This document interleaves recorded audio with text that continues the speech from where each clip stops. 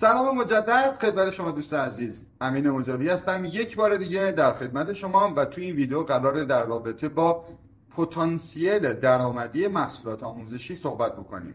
اگر خاطرتون باشه ما توی جلسات قبلی، یعنی تو 2 ویدیو قبلی، در مورد این صحبت کردیم که شما میتونید به عنوان فردی که اطلاعاتی دارید، دانشی دارید، تجربه‌ای دارید، تحصیلاتی دارید، میتونید این تحصیلات، این دانش و این مهارت‌های خودتون رو بیارید و تبدیلش بکنید به صورت یک در واقع محصول آموزشی در بیارید. مثلا یک کتاب، مثل کتابی که مثلا ترجمه شده، یک کتابی که نوشته شده، مثل محصولات آموزشی مختلف و مدل‌های مختلفی رو هم ارائه کردیم. یعنی گفتیم که شما میتونید محصولاتتون رو تو قالب‌های مختلف ارائه بدید. میتونه دیویدی باشه، میتونه CD باشه، میتونه فلش باشه، یا تو بسته‌بندی‌های به هیچ صورت مثلا برای فلش باشه، یا مثل من مثلا شما میتونید کتاب بنویسید یا کتاب ترجمه بکنید و خیلی موارد دیگه. پس من میتونم دانش و مهارت‌های خودم رو بیارم و در قالب‌های مختلفی ارائه کنم، صرف نظر از اینکه اصلا من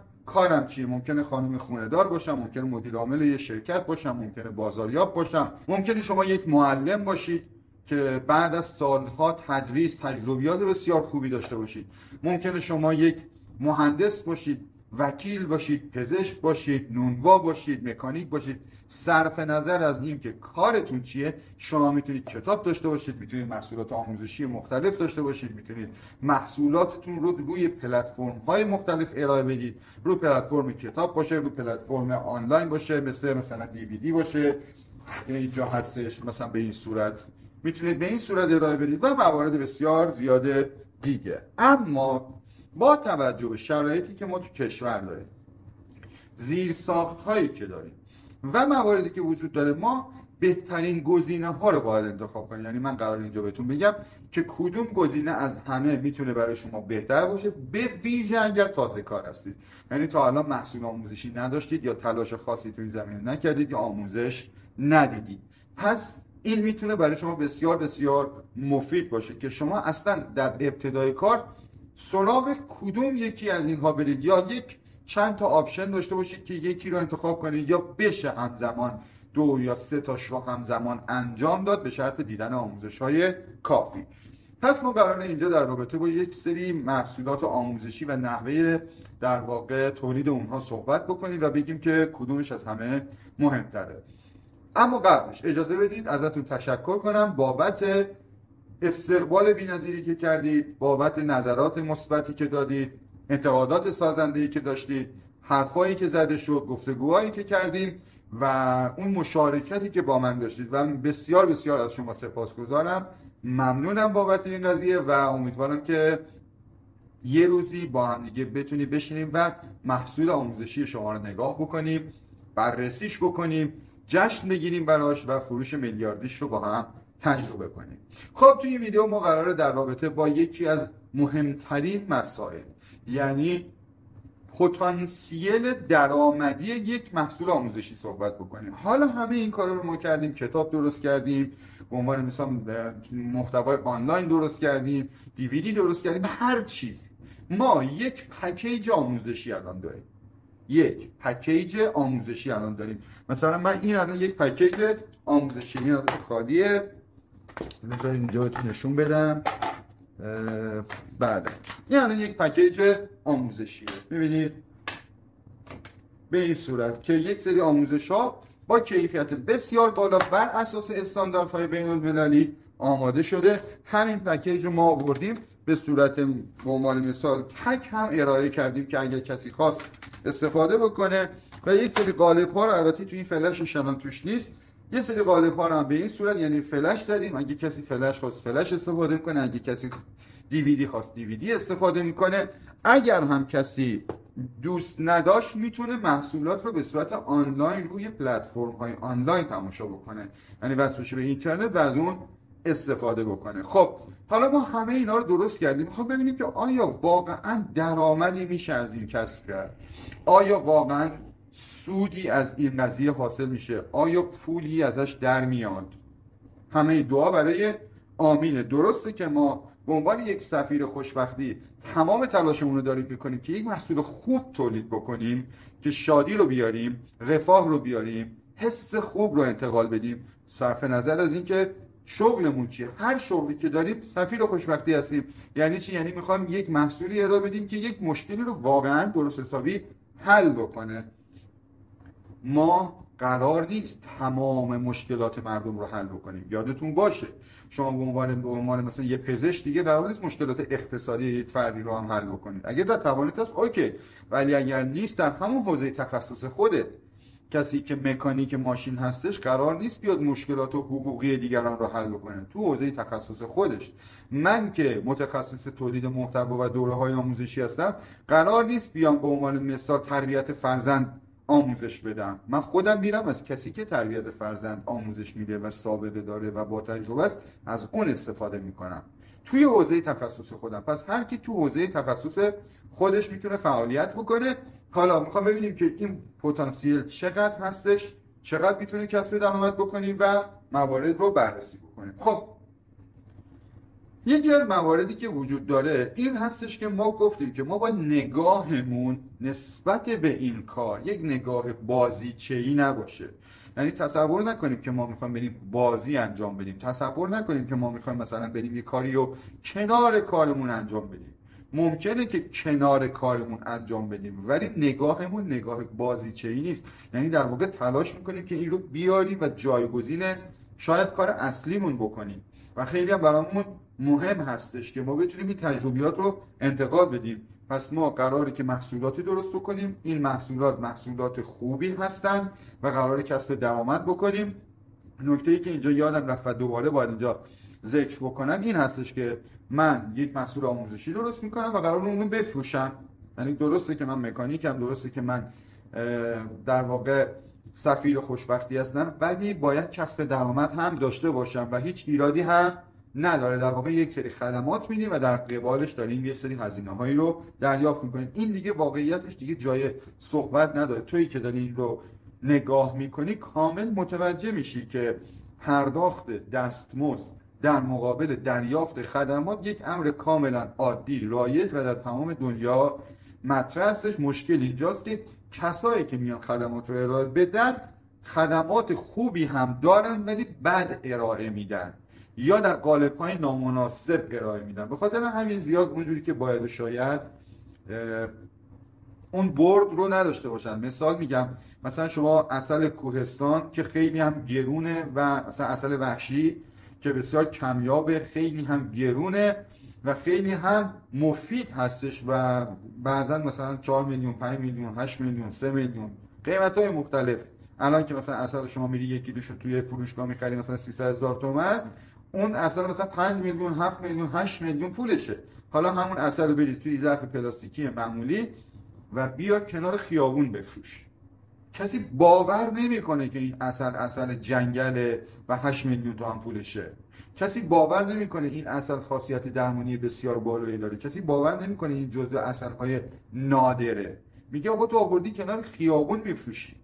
پس میبینی دانش و مهارت تو و تخصص تو زمانی که توی یک قالب بد، توی یک بسته‌بندی بد، توی یک ارائه بد قرار بگیره دقیقاً مثل یک جواهری میمونه، مثل طلا میمونه که بیاری کنار خیابون میگه بدله. تو میگی آقا این طلاست، میگی بدله. ولی وقتی ببری تو جواهری توی طلا فروشی عیارشو بسنجن اونجا مشخص میشه. قشنگ پشت ویترین باشه، یه آدمی که مجوز داره، زیر نظر صنفه، داره کار میکنه، شناس مغازه داره و یک ویترینی داره که مشخص، یعنی ارائهش درسته، تو مطمئنی که دیگه این طلا هستش. کما اینکه بعضا هم این وسطای زیرابیایی میرن، یعنی باید بازم از آدم درستش خرید بکنیم. پس ما باید دانش و مهارت‌های خودمون رو بیاریم در قالب‌های درستی ارائه بدیم. مشکل اینجاست که بسیاری از این عزیزان محتوای خوبی دارن ولی محتوای خوبشون رو در قالب‌های درست ارائه نمیدن، یک، و در بازه‌های زمانی و در ترتیب اشتباهی ارائه میدن. یعنی نمیتونن اون ترتیب رو رعایت بکنن. مثلا برای کسی که به عنوان مثلا من یک محصول آموزشی رو آماده کردم، این محصول آموزشی آموزش نصب ویندوز و آفیس توش هست. خب خب آموزش نصب ویندوز، من اگر مثلا بیام بگم که دوست عزیز حالا که این پکیج رو خریدی، آموزش نصب ویندوز هر کدوم دوست داری اول استارت بزن. طرف میگه با خودش، میگه من هنوز کامپیوتر رو روشن خاموش نمیتونم بکنم، چجوری بیام ویندوز نصب کنم؟ ترتیب ارائهش رو باید مشخص بکنم. بنابراین میام یه فایل راهنما درست میکنم، میگم اگر در این سطحی اینطوری، اگر در این سطحی اینطوری و اگر در این سطحی به این شکل عمل میکنیم. مثلا اومدیم گفتیم که شما در ابتدای کار اول از همه بیا مثلا ویندوز رو یاد بگیر.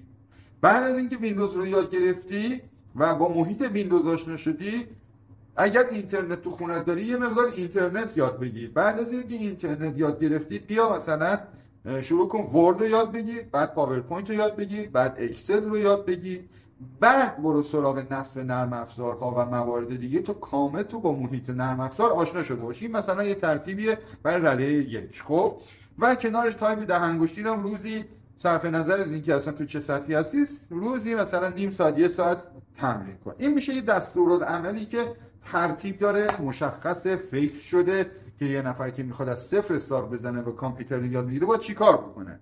خب و ما اومدیم همه اینا رو آموزش دادیم. بنابراین شما هم باید بتونید محصولت رو در یک قالب خوبی ارائه بدید. این تا اینجا پتانسیل درآمد. بریم سراغ یکی از بزرگترین مسائلی که خیلی هم مهمه واقعا و باید هم باشه، بحث درآمد هستش. ما اول از همه باید یه چیزی رو در نظر بگیریم. باید ببینیم که به عنوان مثال آیا کاری که ما داریم میکنیم اصلا ارزش انجام دادن داره یا نداره. یعنی من به عنوان یه آدم این همه میخوام وقت بذارم، میخوام متعهد باشم، میخوام محتوا تولید بکنم، میخوام کار بکنم، آیا همه اینها و همه این مواردی که میخوام انجام بدم اصلا ارزش انجامشو داره؟ یعنی پولی دست ما رو میگیره، کاری را میفته، آموزشم میدم، خیلی هم خوبه، کمکم میکنم، ولی وقت دارم صرف میکنم، خانواده دارم، مشکلات اقتصادی دارم، نیازمند بهداشت و درمان هستم، نیازمند پوشاک هستم، مسکنم رو باید تامین بکنم، خوراکم رو باید تامین بکنم، همه رو وقت بذارم خدمات بدم، ولی چیزی برای خودم نمونه، خودم بمونم زمین، 2 روز دیگه همه این خدمات قطع میشه. پس عاقلانش این هستش که ما بیام چیکار کنیم؟ راه درست رو بدیم، درآمد بسیار خوبی هم برای خودمون ایجاد بکنیم، خیلی کمک‌های خوبی میکنیم، درآمد خیلی خوبی رو هم ایجاد میکنیم. اما قبلش باید ببینیم که آیا میانگین درآمد یک فرد عادی، یک کارمند، یک کارگر معمولا در ماه چقدر هستش؟ بر اساس در واقع اون میانگینی که الان وجود داره و درآمد تقریبا حقوق اداره کاری و بیمه و مالیات اینا رو کسب میشه، ما سقف بالاش رو هم یه مقدار در نظر بگیریم، چیزی حدود تقریبا 12 تا 15 میلیون تومانه. خب یعنی یک کارمند، یک کارگر معمولا چیزی بین 12 تا 15 میلیون تومان درآمد عرفش هستش، میانگین درآمدش هستش. بعضا ممکنه مثلا کارمندای سری ادارات تا سقف 25 تا 30 میلیون هم بگیرم. پس ما اگه یک سقف بالاترش رو هم در نظر بگیریم، مثلا دیگه بیشتر از 30 میلیون تومان یک کارمند یا یک کارگر در ماه به این راحتی نمیتونه پول در بیاره و 8 ساعت تا 12 ساعت حالا با در واقع اضافه کار و خیلی موارد دیگه بین 15 میلیون تا 30 میلیون تومان در نظر بگیریم، ما میانگین این رو حول هوش تقریبا مثلا میگیریم 20 تا 25 میلیون تومان. ما میگیم 25 میلیون در مجموع، بالاتر هم گرفتیم ما 25 میلیون یک فرد عادی در نهایت میتونه درآمد ماهانه داشته باشه از کار کردن توی شرکت ها، تو بخش خصوصی، تو ادارات دولتی و موارد اینچنین. یه چیزی تقریبا عرفیه که یک فرد میتونه درآمد داشته باشه که این 25 میلیون رو ضرب در 12 ماه بکنید تقریبا میشه، بذار من حساب بکنم اینجا، من ریاضی میذاره ضعیفه ببخشید. خب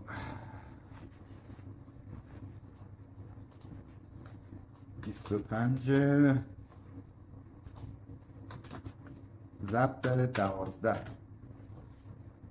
میشه ماهی 300 میلیون تومان. ببخشید سالی یه لحظه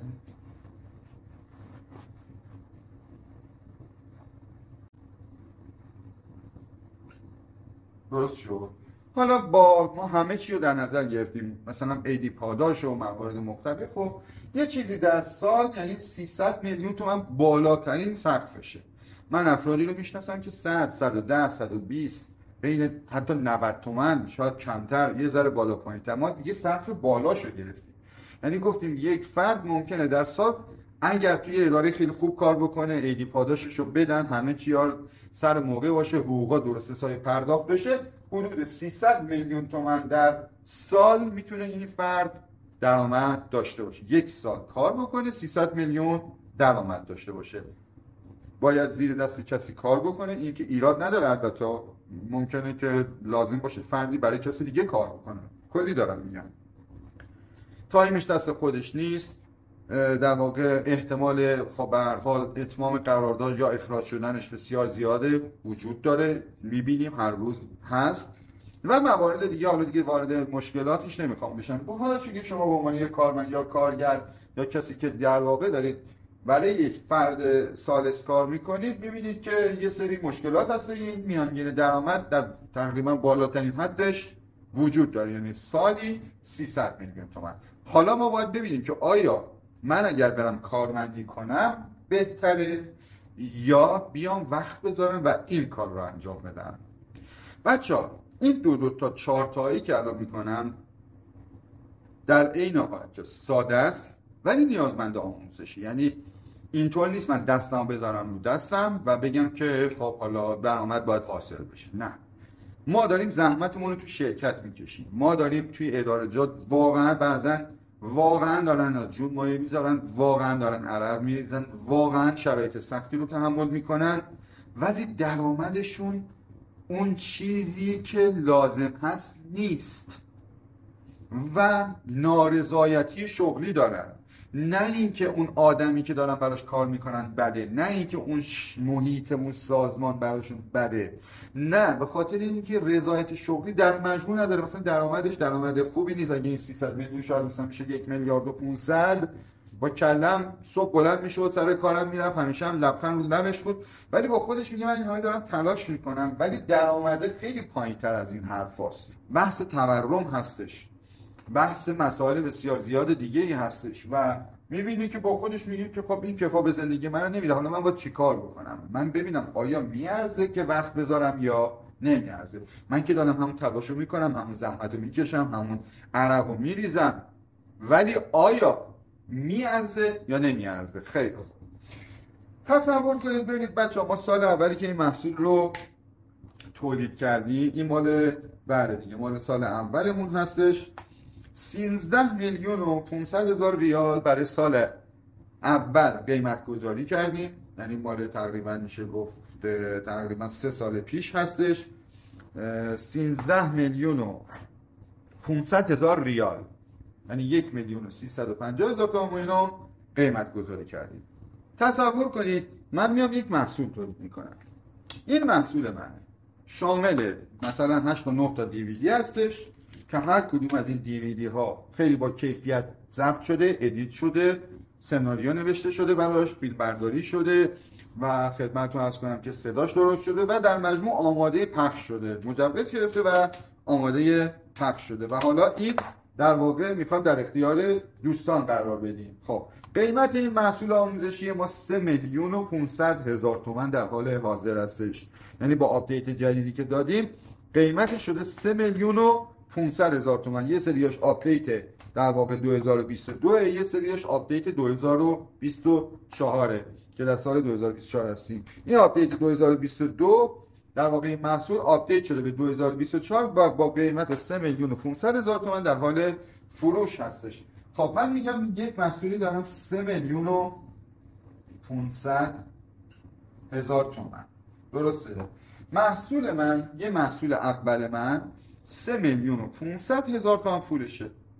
ما هدفمون اصطلاحاً تارگت فروشمون در سال میشه چقدر؟ میشه ضرب در 1000 تا، درسته؟ 1000 تا میخوام از این بفروشم. حالا اگر بخوام 1000 تا از این بفروشم، یعنی اگر تارگتمو بزنم و 3,500,000 تومان 1000 تا 3,500,000 تومان بفروشم، میشه 3,500,000,000 تومان. اصطلاحاً وجه رایجه مملکت 3,500,000,000 تومان. یعنی اگر من بخوام 1000 تا از این بفروشم، تقریبا باید در سال روزانه مثلا اینجا بنویسم، روزانه به صورت تقریبی اینجا بنویسیم، یعنی هول و هوش 3 عدد.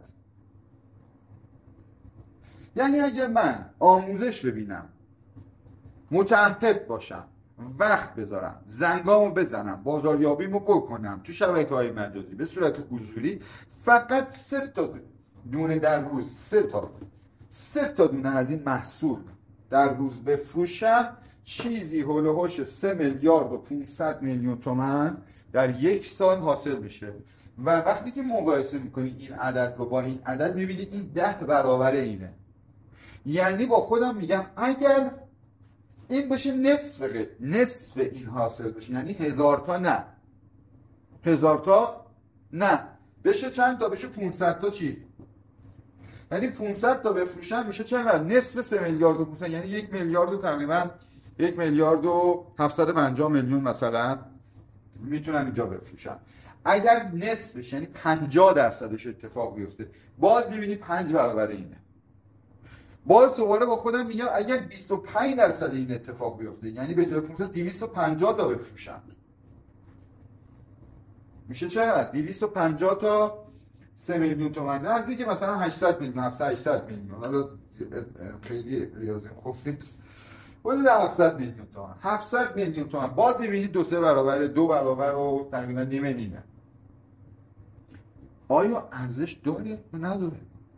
با خودت میگی اگر من حتی اگر 1 سال زمان بذارم، فقط بازاریابی و فروش یاد بگیرم، محصول تولید کردن یاد بگیرم، محتوا تولید کردن یاد بگیرم، توی 1 سال هیچی نفروشم، سال دومم هیچی نفروشم، سال سوم تا 3 سال طول بکشه که من 1000 تا بفروشم، باز شما از این بیشتر دارید میفروشید.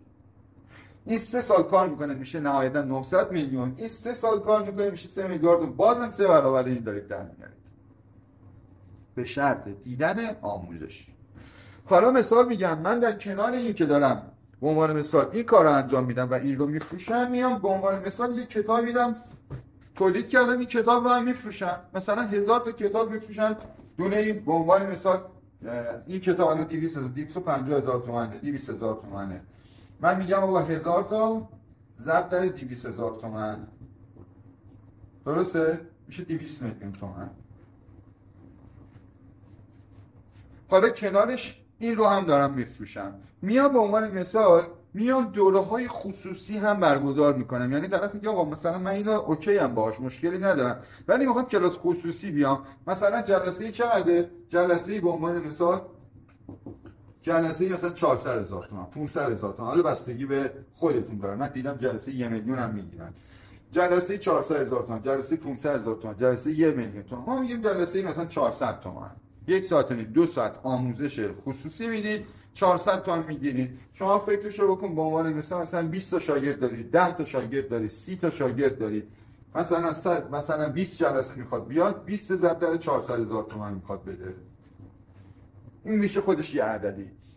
همایش برگزار میکنی، کارگاه برگزار میکنی و موارد مختلف دیگه، شاگردای خصوصی، کارگاه‌های گروهی، فروش محصولات آنلاین، فروش محصولات در قالب کتاب و موارد دیگه. حتی اگر شما یک کدوم از اینها را انجام بدید، یعنی فقط شما کتاب بفروشید، یعنی 1000 جلد کتاب رو توی 1 سال بفروشید که مثلا 250، این دیگه پایین‌ترین قیمت‌های کتاب دیگه، 250 تا 300,000 تومان، شما باز از این مبلغ بیشتر درآمد خواهید داشت. باز هم از این مبلغ بیشتر درآمد خواهید داشت. پس باید چیکار کنیم؟ باید متعهد باشیم به فروشش. یعنی من قراره که توی این دوره آموزشی به شما چی رو یاد بدم؟ به شما یاد بدم که چطور اصلا یه همچین محصولی آماده بکنید و بعد این محصول رو آماده کردید چجوری این محصول رو بفروشید. و شما میتونید ترکیبی از اینها باشه. مثال دارم میگم، اگر شما به عنوان مثال تصور بکنید که بخواید همایش برگزار کنید، اصلا محصول ندارید، فلان ندارید، محصولتون همون همایشتون هستش، شما 1 سال تلاش میکنید، زحمت میکشید، تبلیغات میکنید تو شبکه‌های مجازی، توی محیط‌های شهری، به صورت فیزیکی، حالا هر برنامه‌ای که دارید، به عنوان مثال میاد 2 تا همایش در سال برگزار میکنید، 3 تا، یعنی فصلی 1 همایش در واقع، مثلا میشه 4 تا همایش. 4 تا همایش ضرب در 1 سالن خیلی معمولی کوچیک بخواد بگیرید دیگه 300 نفر تقریبا ظرفیت داره، یعنی 4 تا 300 نفر میشه 1200 نفر، درسته؟ این 1200 نفر رو شما اگر بیاید تبلیغات بکنید، یعنی 300 نفر در هر فصل، یعنی در واقع 3 ماه 300 نفر رو بتونید جذب بکنید و بیارید و توی سالن بنشونید و براشون صحبت بکنید و دانشتون رو منتقل بکنید و یک نفر 1 میلیون بگیرید، دیگه الان یه این تیشرتی که مثلا تنه 400 خورده 500 هزار تا تقریبا پولشو دادن. یا به عنوان مثال یه دونه فلش که الان شما می‌خرید حدود 300 400 هزار تومان پولشه، پس مبلغ بالایی نیستش. 1 میلیون اصلا پولی حساب نمیشه. 1 میلیون تومان شما 300 نفر رو بیارید ضرب در 1200 نفر در کل سال بکنید، میشه 1 میلیارد و 200 میلیون تومان. 1 میلیارد و 200 میلیون، درست شد؟ پس 1 میلیارد و 200 میلیون تومان شما میتونید درآمد داشته باشید، تقریبا 4 برابر این عدد کارگری شما میتونید حقوق دریافت کنید، یعنی در واقع پول میتونید در بیارید. تقریبا میتونم بگم به صورت خالص، یعنی 1 میلیارد و 200 میلیون، 200 میلیونش هم حتی شما بذارید برای تبلیغات و بذارید برای برگزاری مراسم و پذیرایی و فلان اینا، 1 میلیارد تومان که 3 برابر این مبلغ در واقع شما درآمد خواهید داشت. آیا آقای مجابی این اتفاق داره میفته؟ یه چرخ بزن دور تو، یه نگاه بکن، یه ذره زرنگ باشی، میبینید هزاران نفر در کشور ما همین الان، نه در کل دنیا، در کل دنیا صدها هزار نفر دارن هر روز همایش برگزار میکنن و هر روز دارن این پولا رو در میارن. یه چیز عادی عزیز، چون شما از قبل وارد این عرصه نبودی فکر میکنی عجیبه، وقتی واردش میشی میبینی دقیقا همینطوره، یعنی درسته. با خودش طرف میگه که مگه میشه انقدر پول در آورد؟ میگه بله میشه انقدر پول در آورد.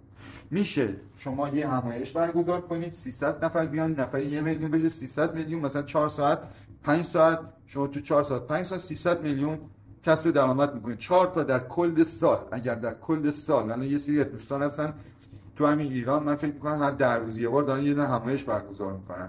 ما میگیم در کل سال شما 4 تا همایش برگزار کنی میتونی این مبلغ رو در بیاری. دفعه اول ممکنه ضعیف‌تر باشی، هر چقدر میری جلوتر قوی‌تر میشی، تجربت بیشتر میشه، سالنات بزرگتر میشه، تبلیغاتت قوی‌تر میشه، پول بیشتری میاد دستت، میتونی به مخاطبین بیشتری دسترسی پیدا بکنی و این اتفاق داره میفته. پس این که میگیم که یک پتانسیل درآمدی بسیار بالاتر از اون چیزی که شما تصور میکنید داره، اصلا شوخی نیست، اصلا یک چیز عجیبی نیست. خدای نکرده زبون‌الملال کلاهبرداری نیست، واقعا داره اتفاق میفته. در شهر شما داره اتفاق میفته. یه نفر میاد یه محصولی رو آماده میکنه، یه فلشی رو آماده میکنه، مثلا 500 تا میفروشه، 1000 تا میفروشه. شما یه ساعت تو اینستاگرام بزن، میبینی طرف ساعتی رو وارد کرده 1000 تا فروخته، عینک وارد کرده 1000 تا فروخته، نمیدونم یه محصولی تولید کرده 1000 تا فروخته. این 1000 تایی که میگیم دیگه پایین ترین سطحش رو داره میگیم. این دوستان عزیزی که الان هستن با مخاطبین مثلا خیلی بالایی هم ندارن، در ماه دارن بالای میلیارد در میارن، در ماه بالای میلیارد در میارن. یعنی یک ماه یک کمپین فروش میره، 5000 نفر خرید میکنن، 5000 تا 1 میلیون سود میکنه، میشه 5 میلیارد تومان.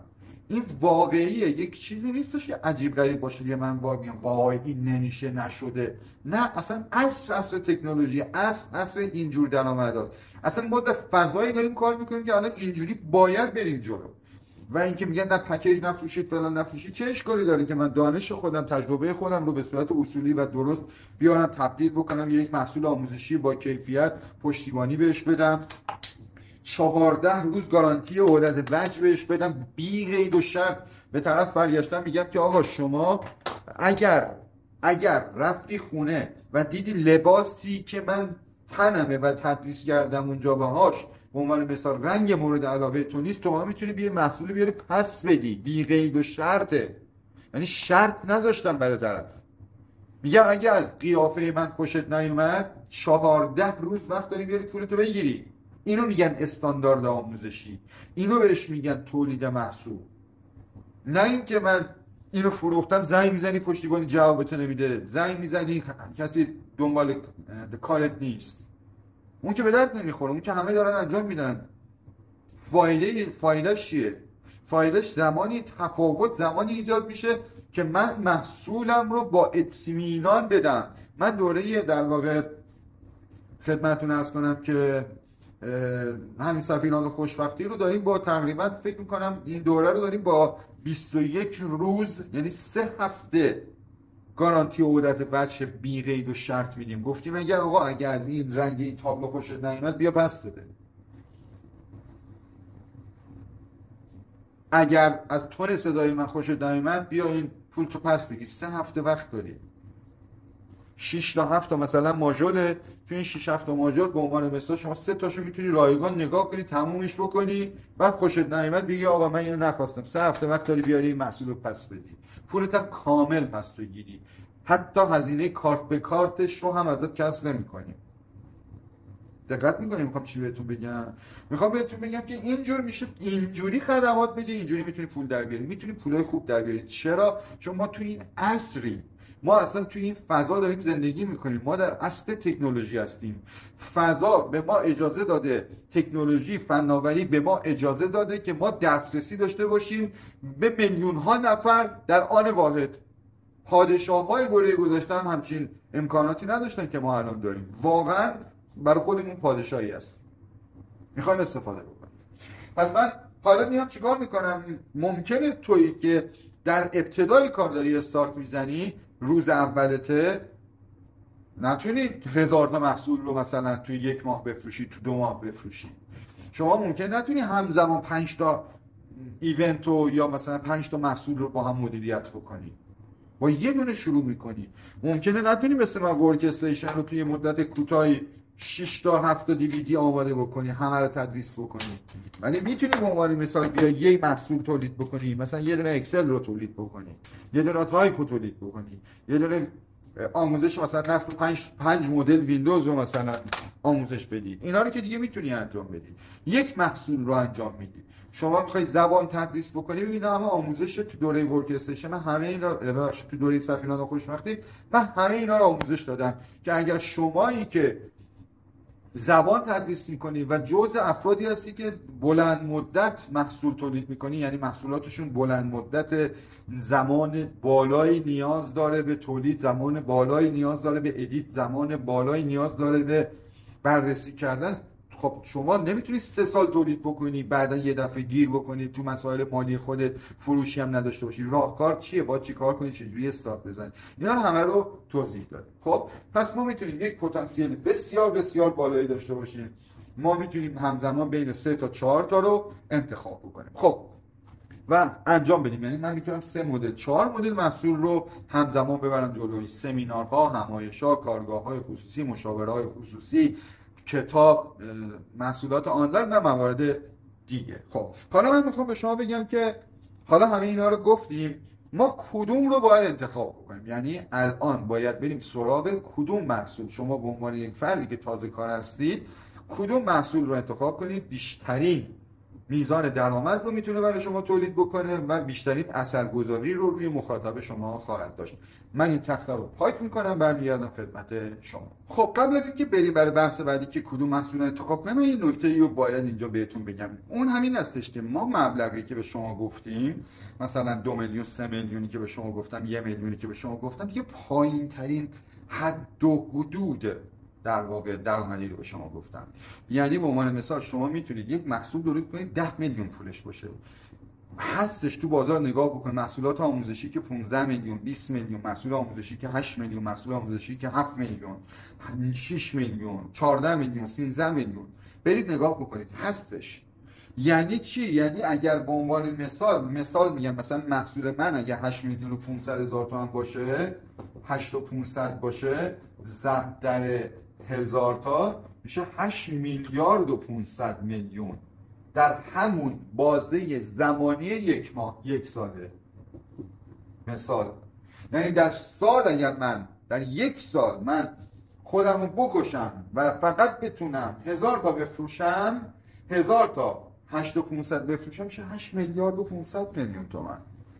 پس دقت میکنید وقتی من میگم 2 میلیون، 3 میلیون، 1 میلیون 500 هزار تومان، این برای پایین ترین سطوحه. شما میتونید محصول همون محصول اولت رو 7 میلیون قیمت بذاری، 8 میلیون قیمت بذاری. آموزش دادم که بر اساس چی میتونی قیمت 8 میلیون بذاری. چرا این محصول میتونه 8 میلیون باشه ولی این محصول مثلا 1 میلیون هم زیاده براش؟ چرا این محصول میتونه 3 و 500 باشه ولی همون محصول مشابه با یه آپدیت جدیدش میتونه مثلا 3 برابر قیمت داشته باشه؟ چه چیزهایی در یک محصول تغییر میکنه که این قیمتش بالا پایین میره؟ اما در مورد پتانسیلش میخوام اینو بهتون بگم. شما یه محصولی داشته باشید که این محصول شما کلا مثلا 7 میلیون، 8 میلیون، 10 میلیون قیمتش باشه، 8 و 500 باشه، این 8 میلیون و 500 هزار تاش میشه 8 میلیارد و 500. 2000 تاش میشه نزدیک 17 میلیارد تومان. 3000 تاش شما حساب بکنید دیگه. الان دوستانی هستن که اینفلوئنسرهای خیلی قوی هم هستن، دارن کار میکنن، محصول آموزشی، کارگاهی آموزشی دارن، یه دفعه یه کارگاه برگزار میکنه، مثلا توی یه کد برگزار میکنه، اصطلاحاً یه محصول آنلاین و یه کمپین آنلاین میره، مثلا محصول 6 میلیون، 7 میلیونه و 3000 نفر شرکت میکنن. 3000 نفر چه 18 میلیارد تومان. من اینا رو به چشم دیدم و توی همایشاشون شرکت کردم، باهاشون صحبت کردم، خودم هم دارم انجام میدم. پس یه چیز کاملا طبیعیه، پس یه چیزی عجیب غریبی نیست شما یه همچین کاری رو انجام بدید. خب حالا بریم سراغ این که من کدوم محصول رو اصلا انتخاب بکنم و از کدوم محصول بخوام برای کارم استفاده بکنم. اگر شما تازه کار هستید و ابتدای کارتون هستش، پیشنهاد شخصی من به شما اینه که شما از در واقع اصطلاحاً بهش میگن دوره‌های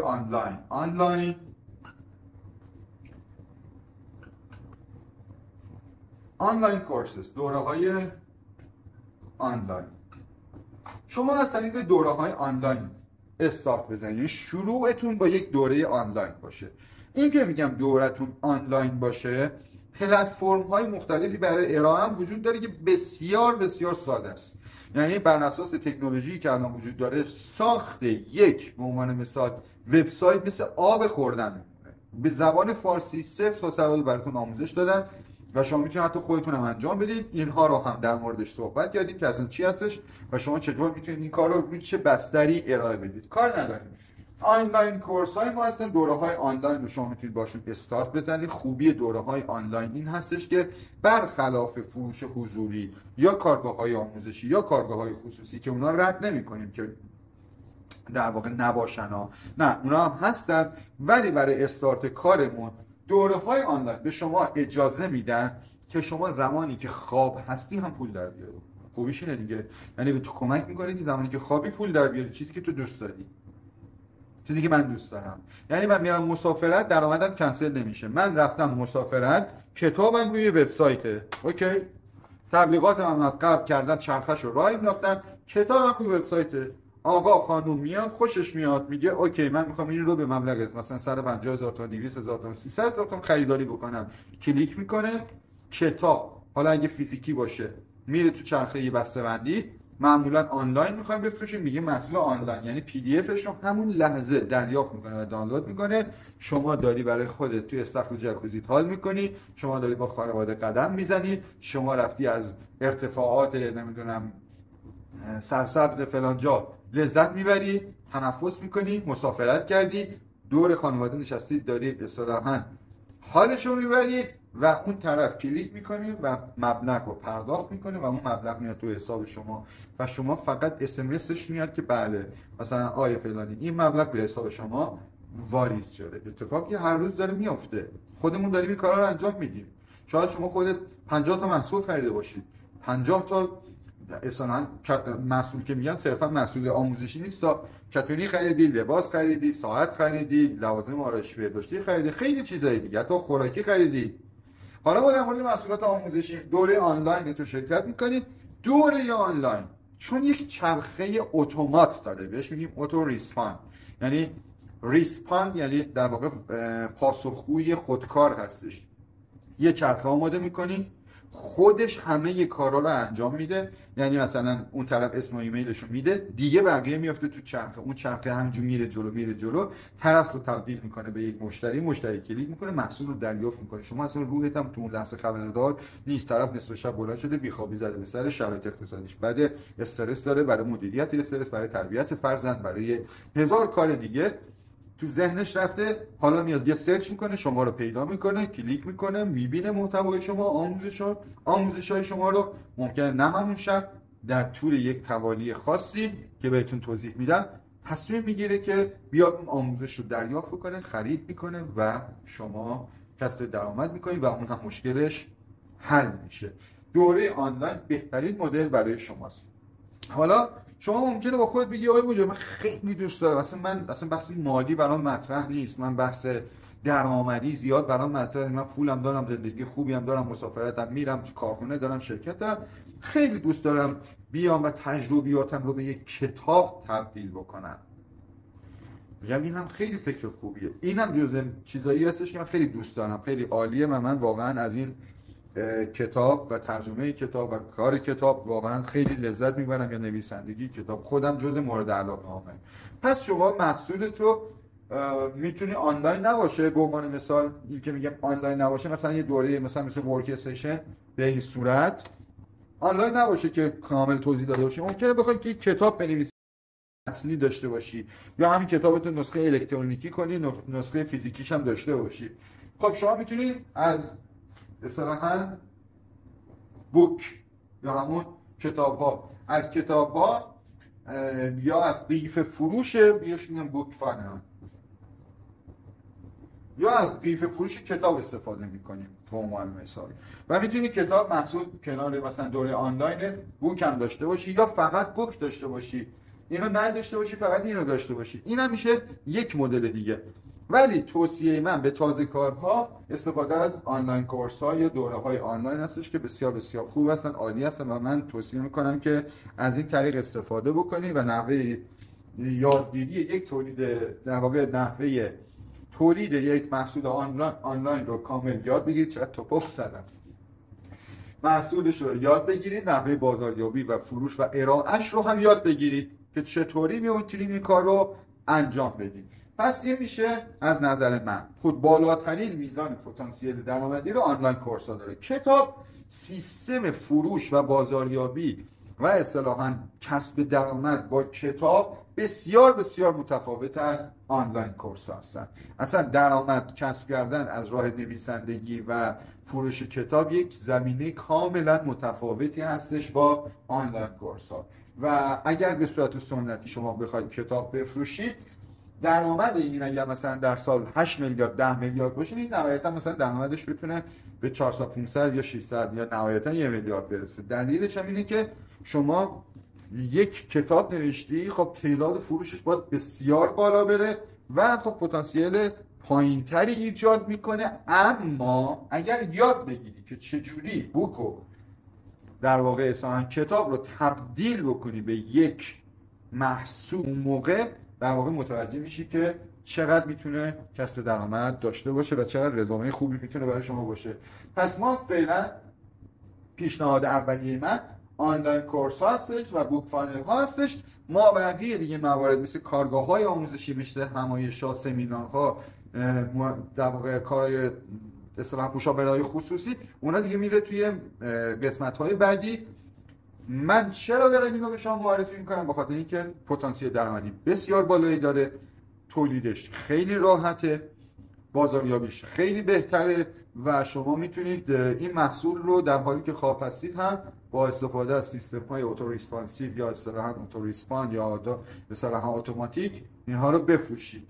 حالا اصطلاحات مختلفی براش به کار میره. میتونید اینها رو بفروشید در حالی که خواب هستید، در حالی که دارید با خانواده وقت میگذرونید، درآمد خوبی هم داشته باشید. بحث پشتیبانی بحثش سواست، اینا یادتون باشه. حالا من اومدم همه اینا رو براتون توی یک محصول به اسم محصول سفیران خوشبختی آماده کردیم. یعنی شما قراره که توی این محصول یاد بگیرید که چطور این محصولات رو تولید بکنید، چطور این محصولات رو در واقع بازاریابی بکنید، از کجا استارت بزنید، دانش و مهارتاتون رو چجوری تبدیل بکنید و خیلی موارد دیگه. این دوره به شما آموزش میده که شما چطور دانش و مهارت‌های خودتون رو تبدیل بکنید و به مردم کمک بکنید، در کنارش درآمدهای بسیار خوبی داشته باشید، جایگاه اجتماعی خیلی خوبتری پیدا بکنید و در مجموع رضایت شغلی بالاتر و رضایت کاملتری از زندگی داشته باشید.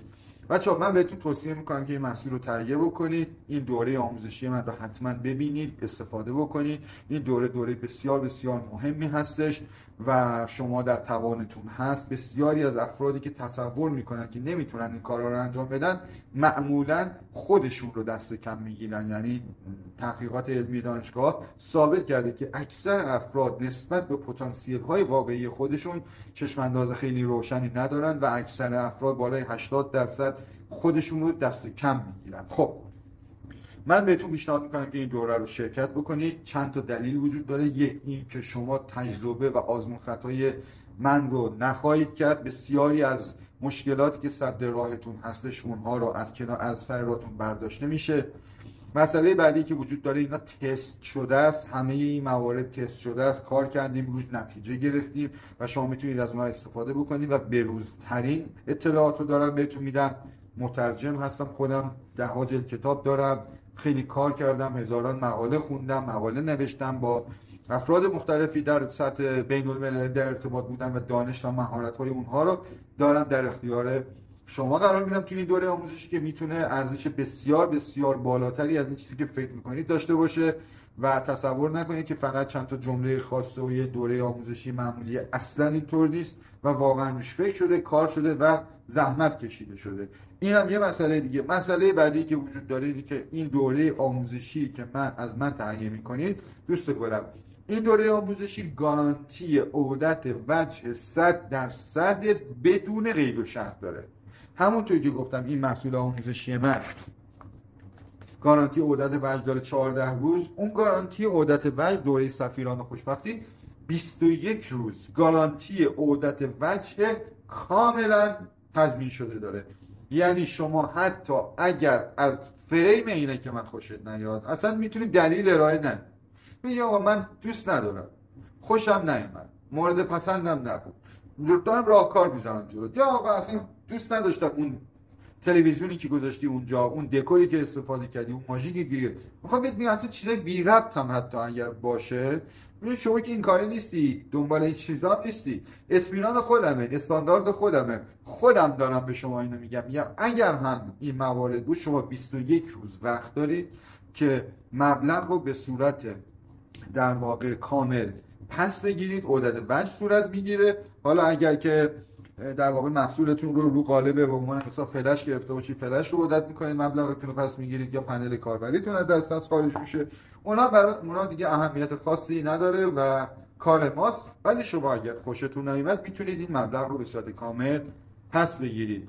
و یادتون باشه تکنولوژی، فناوری و چالش هایی که وجود داره در واقع در حال حاضر، این فرصت ها رو ایجاد کرده که شما بتونید درآمدهای بسیار بالایی داشته باشید. این که میگن آقا پکیج فروشن اینا نمیدونم فلانم بسارن، نه، اونایی که این حرفا رو میزنن میگن ببخشید الان نسبت بعضی از دوستان و منظورم هم همه نیست، میگن کافر همه را به کیش خود پندارد. خودش این کارا رو کرده، حالا به اومده میگه نه اینجوری اونجوری. یه بنده خدایی اومده بود خودش میگفتش که پکیج‌های آموزشی نخرید و فلان نکنید و اینا کلاهبردارن و از این حرفا. بعد خودش داشت دوره آموزشی میفروخت که چجوری پکیج نخرید و چجوری خودتون یاد بگیرید. یعنی خودش دوره آموزشی داشت، اصطلاحاً به بقیه میگفت این کار نکنید، بعد خودش داشت همین کارو میکرد. دوست گل من، شما میتونی این کار انجام بدی، خوبم میتونی این کار انجام بدی، صرف نظر از اینکه اصلا شغلت چیه میتونی این کار انجام بدی، چون اصول داره، فرمول داره، فرمولای تایید شده داره، فرمولای بسیار قوی داره و شما میتونی این کارو انجام بدی. خانم خونه‌داری، نونوایی، مکانیکی، پزشکی، مدیر عاملی، بازاریابی، وکیلی، هر کاری که فکرشو میکنی میتونی محصول آموزشی خودتو با پتانسیل های درآمدی بسیار بالایی داشته باشی. حالا برای اینکه خیالت راحت بشه و این تضمین من رو هم داشته باشید، شما هدایت میشید بعد از این صراحت هدایت میشید. شما بعد از این ویدیو خواهش میکنم که یه لینکی براتون ارسال میشه، روی این لینک در واقع کلیک بکنید، رو دکمه کلیک بکنید و وارد یک صفحه میشید. تمام در واقع اطلاعات لازم که شما برای خرید این محصول رو دارید براتون آماده کردم، توضیح دادم چی هستش چی نیستش، چه چیزایی آموزش ببینید، چه اتفاقاتی براتون میفته، چقدر زمان میبره، چقدر هزینه پرداخت میکنید و همه اینا رو براتون توضیح دادم. روی این لینک کلیک بکنید، وارد این صفحه بشید، در واقع دوره خودتون رو شروع بکنید، استارت بزنید. بهتون توصیه میکنم که حتما این کارو بکنید، چون این دوره بسیار بسیار فوق العاده ای هستش و نظیرش رو هم نخواهید دید، به خاطر اینکه اولین نفری هستم که دارم نحوه تولید پکیج و محصولات آموزشی رو با به استانداردهای بین‌المللی تو ایران بهتون آموزش میدم. خواهش میکنم که این ویدیو رو کامل که نگاه کردید برید اون ویدیو رو ببینید تو اون صفحه، یا اگر نخواستید مستقیم برید و در واقع دوره خودتون رو تهیه بکنید. پشتیبان‌های ما تمام قد در اختیار شما هستند، بهتون پاسخ میدن و اگر هم بعد از خرید راضی نبودید 21 روز وقت دارید که هزینه خودتون رو پس بگیرید. یه ویدیو هم کامل براتون آماده کردم که توی اون تمام اطلاعات لازم در رابطه با محصول رو بهتون توضیح دادم. هر جا هستید موفق باشید. امیدوارم یک روزی برسه که با هم دیگه بتونیم دوره آموزشی شما رو با هم دیگه نگاه بکنیم و فروش میلیاردیش رو جشن بگیریم. بی‌صبرانه منتظرتون هستم. دوره رو تهیه بکنید، پشتیبان‌های ما در خدمت شما هستند و با هم دیگه یک دوره بسیار عالی خواهیم ساخت و شما از این تصمیمی که گرفتید نه تنها پشیمون نمیشید، بلکه بسیار بسیار به خودتون افتخار خواهید کرد. منتظرتون هستم. موفق و مؤید باشید.